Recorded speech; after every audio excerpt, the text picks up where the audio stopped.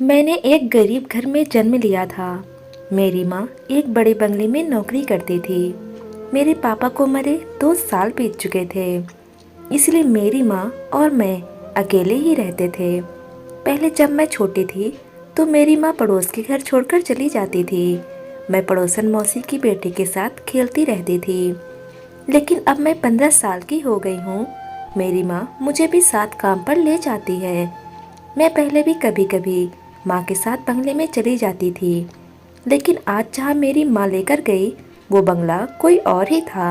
मैंने माँ से पूछा तो वो कहने लगी कि यहाँ के मालिक अच्छे पैसे दे रहे हैं। माँ मुझे अंदर ले गई। मालिक सामने आंगन में बैठे थे। मेरी माँ को देखकर उस आदमी के चेहरे पर एक अजीब सी मुस्कुराहट आ गई। मेरी माँ ने उस आदमी से मेरा परिचय कराया। उस आदमी ने बड़ी अजीब नज़रों से मुझे सर से पैर तक देखा। मुझे उसका ऐसा देखना पसंद नहीं आया। माँ ने कहा, आज से मेरी बेटी भी काम पर आया करेगी।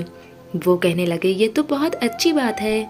फिर मेरी माँ ने मुझे झाड़ू पकड़ाया और कहने लगी कि तुम पूरे बंगले का झाड़ू पोछा लगाओ, इसके बाद किचन साफ कर देना, फिर मैं तुम्हें दूसरा काम बताऊंगी। ये कहकर माँ ने अपने मालिक की तरफ देखा और मालिक ने मुस्कुराकर मेरी माँ से कमरे की ओर चलने के लिए इशारा किया। मेरी माँ मालिक के साथ ही कमरे में चली गई और फिर कमरे का दरवाज़ा बंद हो गया। मैंने एक नज़र झाड़ू पर डाली और दूसरी बंगले पर, फिर गहरी सांस भरते हुए पूरे घर में झाड़ू लगाने लगी। मुझे कामकाज की आदत नहीं थी, इसलिए मुझे झाड़ू पोछा करने में 2 घंटा लग गया और मैं यही काम करके पूरी तरह से थक गई थी। फिर मैं किचन में आई तो पूरा किचन गंदा था। इतने सारे बर्तन देखकर मेरा दिल रोने को चाह रहा था। मैं ये सब काम अकेले कैसे कर सकती थी। खैर, मैंने बर्तन धो दिए, किचन की सफाई की, साथ साथ ये भी सोच रही थी कि माँ ने सारे काम तो मुझे ही बता दिए हैं, तो माँ कमरे में क्या कर रही है। मैं किचन का काम करने के बाद बिल्कुल बेहाल सी हो गई। जब मैं बाहर आई तो मालिक का कमरा अभी भी बंद था। मुझे भूख भी बड़ी तेजी से लग रही थी, इसलिए मैंने मालिक का कमरा खटखटाया। कुछ देर बाद माँ ने कमरे का दरवाजा खोला। वो पूरी तरह से पसीने में भीगी हुई थी। वो मुझसे कहने लगी, तुम बाहर बैठो, मैं अभी आती हूँ। ये कहकर मेरी माँ ने दरवाजा बंद कर लिया और मेरी माँ के पास तो चादर भी नहीं थी। लेकिन जब 5 मिनट बाद वो कमरे से निकली तो वैसे ही चादर उनके सर पर लिपटी हुई थी, जैसे वो पहनकर कमरे में गई थी। बाहर आते ही उन्होंने तुरंत ही कमरा बंद कर दिया और मुझे अपने साथ लिए बंगले से बाहर निकल गई। माँ की आंखें सूजी हुई थी, जैसे कमरे से रोकर आई हूँ। मैं यह सोच रही थी कि माँ ने बंगले में कोई काम भी नहीं किया। वो पूरा दिन मालिक के कमरे में ही रही। सारा काम तो मैंने ही किया था, लेकिन मेरी माँ को देखकर यही लग रहा था कि जैसे वो बहुत थकी हों। न जाने ऐसा क्या काम किया होगा। मेरी माँ घर पहुँचकर सबसे पहले अपने कमरे में चली गई और दरवाजा भी बंद कर लिया। मुझे बड़ी जोर से भूख लग रही थी और खाने को कुछ भी नहीं था। आधे घंटे बाद मेरी माँ अपने कमरे से बाहर आई। मैंने उनसे कहा, मुझे बहुत ज़्यादा भूख लगी है। उन्होंने मुझसे कहा, तुम जाकर पड़ोसन से सब्जी ले आओ, मैं तुम्हारे लिए रोटी बना देती हूँ। मैं पड़ोसन से सब्जी ले आई और इतनी देर में मेरी माँ मेरे लिए रोटी बना चुकी थी। रात में माँ ने पालक पनीर बनाया जो मुझे बहुत पसंद आया और मैंने खूब अच्छे से खाया। मेरी माँ ने मेरे लिए सुबह के लिए भी पनीर रख दी। कहने लगी, कुछ आकर बनाना नहीं पड़ेगा, मैं काम पर जाने से पहले ही रोटियां बनाकर रख दूंगी। मैंने कहा, माँ मैं तुम्हारे साथ कल काम पर नहीं जाऊंगी, बहुत बड़ा घर है, मैं वहाँ काम करके थक जाती हूँ। मेरी माँ कहने लगी कि अब तुम बड़ी हो गई हो, इसलिए अभी से काम की आदत डालो। महंगाई दिन ब दिन बढ़ती जा रही है, ऐसे में मैं अकेली घर का खर्चा नहीं उठा सकती। माँ की मजबूरी सुनकर मैं चुप हो गई थी, लेकिन अब तो रोज का यही काम था। माँ अपने मालिक के साथ कमरे के अंदर चली जाती और मैं सारा काम करती। मुझे वहाँ पर गुस्सा भी आने लगा था और हैरानी इस बात पर होती थी कि माँ जब कमरे से बाहर आती तो पसीने से भीगी होती, इसकी आंखें लाल होती और थकी सी होती। एक बार मैंने माँ से कह दिया कि माँ आप तो कोई काम भी नहीं करती, दिखने में ऐसी थकी हुई लगती हो जैसे सारे घर का काम तुम ही किया करती हो। वो कहने लगी कि मैं कौन सा आराम करती हूँ, मेरा काम तो। ये कहकर वो चुप सी हो गई। फिर एक लंबी सांस भरकर बोली, गरीबी एक बहुत बड़ी मुसीबत है, जिस घर को लग जाए उसे बर्बाद कर देती है। मैं यही सोचती कि पता नहीं माँ इतनी मुश्किल मुश्किल बातें कहाँ से सीखती हैं। मेरी माँ बहुत खूबसूरत थी, लेकिन माँ वो हर चीज़ मुझे खिलाती जिसका मैं कहती। हम लोग इस महंगाई के दौर पर मलाई कोफ्ता खाते थे। जब मैं पूछती, माँ तुम क्यों इतनी महंगी सब्जियाँ लाती हो, तो वो कहने लगती, तुम भी तो मेरे साथ इतनी मेहनत करके कमाने लगी हो, तुम्हें अच्छे खाने पीने की ज़रूरत है। माँ कभी भी खुद अच्छा खाना नहीं खाती थी, मुझे पेट भर खाना खिलाती और खुद बचा हुआ खाती। कभी कभी मैं सोचती थी, ये कैसी महंगाई है जो मेरी माँ के लिए है लेकिन मेरे लिए नहीं है। मेरी माँ की खूबसूरती अब फीकी पड़ने लगी थी। एक दिन जो कुछ मेरी आंखों ने देखा, मुझे अपनी आंखों पर यकीन करना मुश्किल हो रहा था। मेरी माँ अक्सर अपने कमरे की अलमारी लॉक रखती थी। मुझे भी मना करती थी कि मेरी अलमारी को हाथ मत लगाना, लेकिन आज वो बहुत जल्दी में थी। मैं बड़ी हो रही थी, इसलिए माँ मुझसे कहने लगी कि तुम अब चादर ओढ़कर जाया करो। मैं मम्मी की अलमारी से अपने लिए चादर निकालने लगी तो वहाँ कपड़ों के नीचे एक ऐसी चीज़ देखी कि मेरा दिल धड़कना भूल गया। मेरी माँ मुझे बाहर पुकार रही थी। मैंने चादर ली और कमरे से बाहर आ गई। माँ आज फिर से उस मालिक के कमरे में थी। मेरा आज काम करने का बिल्कुल भी दिल नहीं कर रहा था। मैंने सोचा कि आखिर ये मालिक मेरी माँ को रोज अपने कमरे में क्यों ले जाता है और 3-4 घंटे मेरी माँ से क्या काम करवाता है। मैंने आज इस घर की सफाई दिल से नहीं की थी, थोड़े थोड़े ही सारे काम किए और मालिक के दरवाजे के पास जाकर खड़ी हो गई। मैंने दाएं बाएं देखा कि कोई खिड़की नजर आ जाए जिससे मैं अंदर झांक सकूं कि मम्मी ऐसा भी क्या काम करती है कि इतनी थकी हुई होती है, लेकिन वहाँ कुछ नहीं था। मेरी नज़र दरवाजे के होल पर पड़ी। मैंने उस होल से झांका, लेकिन कमरे की लाइट बंद थी, बस नाइट बल्ब ही जल रहा था। कमरे में हर जगह अंधेरा था, इसलिए मुझे ठीक से कुछ भी नज़र नहीं आ रहा था। बस कमरे में सामने की खिड़की नज़र आ रही थी, जिसके सामने पर्दा लगाकर रोशनी को आने से रोका गया था। मुझे बिल्कुल मायूसी सी हो रही थी। मैं कई बार मम्मी से पूछ चुकी थी कि मालिक अपने कमरे में ले जाकर क्या काम करवाता है, लेकिन मेरी माँ हर बार बात को टाल देती थी। लेकिन अब मैंने भी ठान लिया था कि मैं हर हाल में ये बात जानकर ही रहूंगी। मैं अभी भी उस हाल में देख रही थी कि मुझे लगा जैसे मेरे पीछे कोई खड़ा है। अभी मैं इग्नोर कर रही थी कि मालिक के घर में तो कोई नहीं है, फिर ये कौन हो सकता है। तभी किसी ने मेरे कंधे पर हाथ रखा।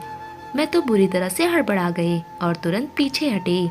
मेरा दिल बंद सा हो गया था। जब मैंने अपने पीछे पलटकर देखा तो सामने खड़ा नौजवान सा लड़का मुझे ही घूर रहा था। मैं बुरी तरह से डर गई थी। मुझे यहाँ काम करते 1 महीना हो गया था, लेकिन मैंने अब तक किसी नौजवान को यहाँ आते जाते नहीं देखा। उस लड़के के हाथ में एक बैग था। वो मुझे तिरछी नजरों से देखकर बोला, ए लड़की, मेरे पिता के कमरे में क्या झांका ताकी कर रही हो। मुझे तो ऐसा लगा जैसे मेरी आवाज़ गले में ही कहीं फंस गई हो। मैंने उल्टा सीधा बोलना शुरू कर दिया। मुझे तो समझ ही नहीं आ रहा था क्या जवाब दूं। मैं चुप हो गई। वो कहने लगा, चोर हो। मैं जल्दी से बोली, बिल्कुल नहीं। मेरे जवाब से मुझे एक नज़र सर से पैर तक देखा और फिर बोला, कौन हो तुम।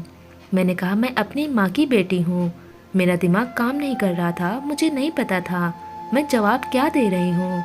वो मेरे जवाब पर मुस्कुराने लगा और कहने लगा, सब अपनी माँ की बेटियाँ और बेटे होते हैं। मैं भी अपने पापा का बेटा हूँ, लेकिन तुम ये बताओ इसके अलावा क्या हो। मैंने कहा, मैं इस घर की नौकरानी की बेटी हूँ, यहाँ काम करते हैं। न जाने मैं बदहवास थी। मेरी बात सुनकर उसने अपना बैग एक तरफ रखा और सामने पड़े सोफे पर बैठ गया और अपने पैर सामने रखी शीशे की टेबल पर रख दिए। फिर मुझे इशारे से अपने पास बुलाने लगा। कहने लगा, ए लड़की, आओ मेरे जूते उतारो। यह सुनकर मुझे हैरानी हुई। मैं एक नौकरानी तो थी, लेकिन ऐसा काम कभी नहीं कर सकती थी। मैंने साफ साफ इनकार कर दिया कि मैं ऐसा काम नहीं करती। मेरी बात सुनकर वो बोला, अच्छा, पापा के कमरे में ताका झाकी करती हो और काम नहीं करती। बात सुनो मेरी, अगर मैंने तुम्हारी हरकत अपने पापा को बता दी तो वो तुम्हें अभी का अभी नौकरी से निकाल देंगे। ये सुनकर मेरे तो होश उड़ने लगे। मैंने कहा, आप ऐसा कुछ मत कहना, मेरी माँ मुझे बहुत मारेगी। मेरी बात सुनकर वो मुझसे कुछ नहीं बोला। बस अपने पैरों में पहने जूतों की तरफ इशारा करने लगा। मैं बेबसी से उसके पास पहुंची थी। वो एक 16-17 साल का लड़का था। शक्ल भी उसकी मालिक से मिलती थी, लेकिन था बहुत घमंडी किस्म का। मैं उसके पास रखी शीशे की टेबल के पास बैठ गई और उसके जूते उतारने लगी। मैंने जब उसके जूते उतारकर एक तरफ रख दिए, वो मुझसे एक गिलास पानी मांगने लगा। मैं किचन में आ गई। सबसे पहले अपने हाथ अच्छी तरह से धुले, फिर उस लड़के को पानी दिया। इतने में कमरे का दरवाजा खुल गया था। वो मालिक अपने बेटे को देखकर बहुत खुश था। वो हॉस्टल में रहता था, यहाँ कुछ दिन की छुट्टी बिताने आया था। मेरी माँ अभी थकी थकी पसीने से भीगी हुई थी। वो लड़का शायद मेरी माँ को जानता था। उन्हें देखकर नमस्ते करने लगा। मेरी माँ ने भी इसके नमस्ते का जवाब दिया और फिर माँ ने वापसी की इजाज़त मांगी और मुझे अपने साथ लेके वो उस बंगले से बाहर निकल गई। अगले दिन जब माँ के साथ काम पर गई तो वो लड़का नाश्ता कर रहा था। मेरी माँ फिर से कमरे में जा चुकी थी और मैं बंगले की सफाई करने लगी। वो लड़का एकदम मुझे ही देखे जा रहा था। मैंने भी खूबसूरती अपने माँ जैसी ही पाई थी। मैं जब उस लड़के के कमरे की सफाई के लिए गई तो वो मेरे पीछे कमरे में आ गया। मुझे हैरत उस वक्त हुई जब उसने कमरे का दरवाज़ा बंद किया था। वो मुझे बड़ी अजीब सी नज़रों से देख रहा था और मेरे पास आ गया था। मैं फौरन पीछे हटी और कमरे के दरवाजे की तरफ बढ़ी, लेकिन इससे पहले वो उस दरवाजे के पास पहुंच गया था।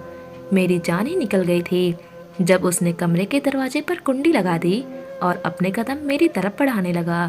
कहने लगा, कल तुम उस कमरे में झांक कर क्या देखने की कोशिश कर रही थी? एक एक कदम मेरी तरफ बढ़ाते हुए पूछ रहा था। मैंने कहा, मुझे बाहर जाना है। आपने दरवाज़ा क्यों बंद किया? वो मेरी बात को नज़रअंदाज किए मुझे बड़ी गौर से देख रहा था। उसकी तेज नज़रों से मेरे पूरे शरीर में सनसनी सी दौड़ गई थी। तुम्हें बहुत शौक है दूसरे के कमरे में झांक कर ये देखने का कि वहाँ क्या हो रहा है। और वो हंसकर कहने लगा, मैं तुम्हें बताऊं बंद कमरे के पीछे क्या होता है। इसकी बात से मेरे पूरे शरीर में गुस्से की लहर दौड़ आई थी। इससे पहले कि वो मेरे पास आता, मैंने माँ को चिल्लाना शुरू कर दिया, लेकिन उसने मेरे मुंह पर हाथ रख दिया और कहने लगा, अगर शोर मचाया तो मैं तुम्हारा गला दबा दूंगा। ये कहकर उसने मेरे मुंह से हाथ हटाया और कमरे का दरवाजा भी खोल दिया। मैं कमरे से बाहर निकल गई। उस लड़के ने अपने कमरे का दरवाजा तेजी से बंद कर लिया। मैं इस तरह परेशान थी कि रोने लगी। मैं सोच चुकी थी। मैंने बाकी का काम रोते हुए किया। माँ जैसे ही मालिक के कमरे से बाहर निकली, मुझे रोता हुआ देखकर परेशान हो गई। मुझसे रोने की वजह पूछने लगी। मैं उस वक्त मालिक के सामने कुछ नहीं बोली। मैंने कहा, मेरे सर में बहुत दर्द हो रहा है, मैं तुम्हें बाद में बताऊंगी। मेरी माँ घर के बजाय मुझे डॉक्टर के पास ले जाने लगी, लेकिन मैंने मना कर दिया। घर जाकर मैंने उस लड़के के बारे में सब कुछ बताया। मेरी माँ बहुत ज़्यादा परेशान हो गई थी। मैंने कहा, माँ मुझे उस बंगले में काम करने नहीं जाना।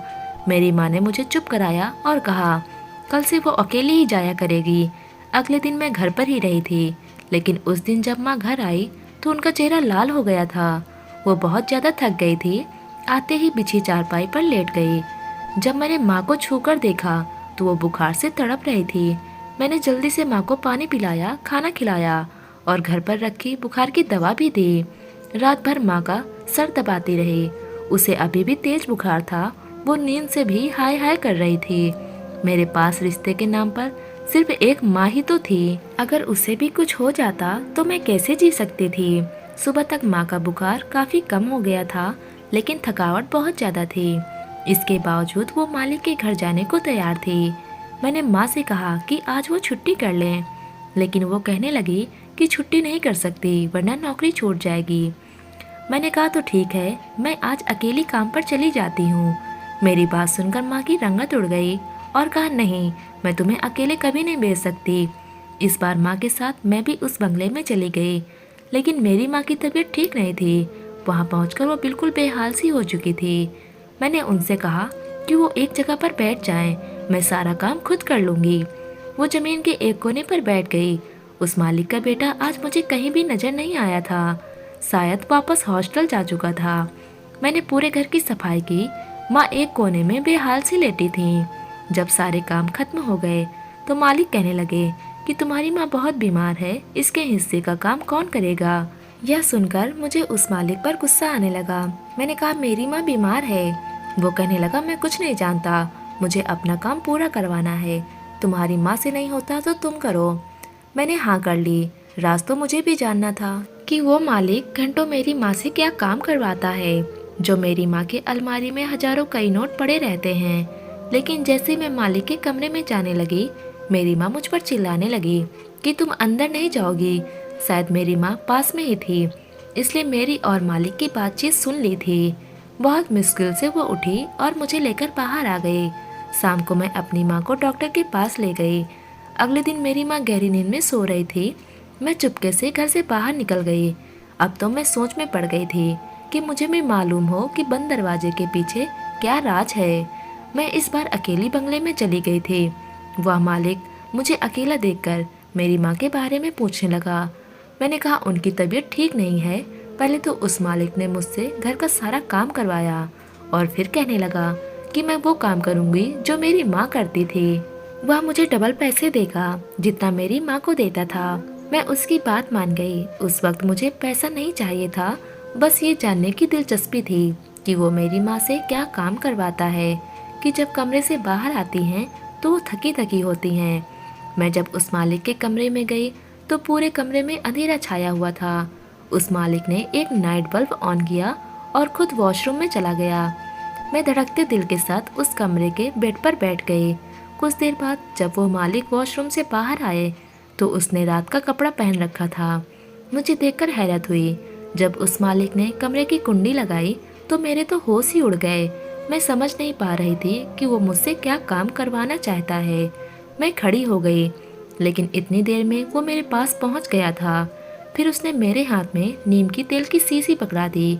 कहने लगा कि मैं इसका मसाज करूं और बिना रुके मुझे इसका मसाज करना है। वो एक मोटा सा आदमी था और उसके शरीर में खुजली की शिकायत रहती थी। वो हर रोज मेरी माँ से 3-4 घंटे लगातार मालिश करवाता था। वो कहने लगा, मैं तुम्हारी माँ को बहन मानता हूँ और मैं इस बीमारी के बारे में किसी को नहीं बता सकता। मेरी माँ थकान से बेहाल सी हो जाती और कभी कभी थकान से रोने भी लगती कि गरीबी भी इंसान को किस कदर थका कर रख देती है। लगातार 2-3 घंटे इस आदमी का मसाज करने के बाद मैं आज खुद पसीने से भीग चुकी थी। इस आदमी ने अपने पर्स से 2000 निकाल कर दिए। यह बीमारी मेरी बहुत बड़ी मजबूरी बन गई है। इस नीम में कुछ खास जड़ी बूटियाँ हैं। इसकी मालिश से मैं कुछ बेहतर महसूस करता हूँ, वरना खुजली से मेरी चीखें निकल जाती हैं। फिर कहने लगा, मुझे तुम्हारी माँ ने बताया था कि मेरे बेटे ने तुम्हारे साथ बदतमीजी की थी। मैंने उसे इस बात पर बहुत डांटा था और तुमसे भी माफ़ी मांगता हूँ। आगे वो तुम्हें कुछ नहीं कहेगा। मैंने उससे कोई जवाब नहीं दिया और कमरे का दरवाज़ा खोलकर बाहर आ गई। मुझे मेरी माँ के बारे में हर सवाल का जवाब मिल चुका था। मैं जितनी अपनी माँ की इज्जत करती उतनी ही कम थी। मेरे लिए वो एक महान औरत थी। ना जाने मैंने क्यों उनकी शराफत को शक की नज़र से देखा था। हर बंद दरवाजे के पीछे सिर्फ पाप नहीं होते, ये बात अब मुझे अच्छी तरह समझ आ चुकी थी। दोस्तों, कैसी लगी हमारी आज की कहानी कमेंट बॉक्स में ज़रूर बताएं। पसंद आई हो तो वीडियो को लाइक करें। चैनल पर नए हो तो चैनल को सब्सक्राइब कर लें। धन्यवाद दोस्तों।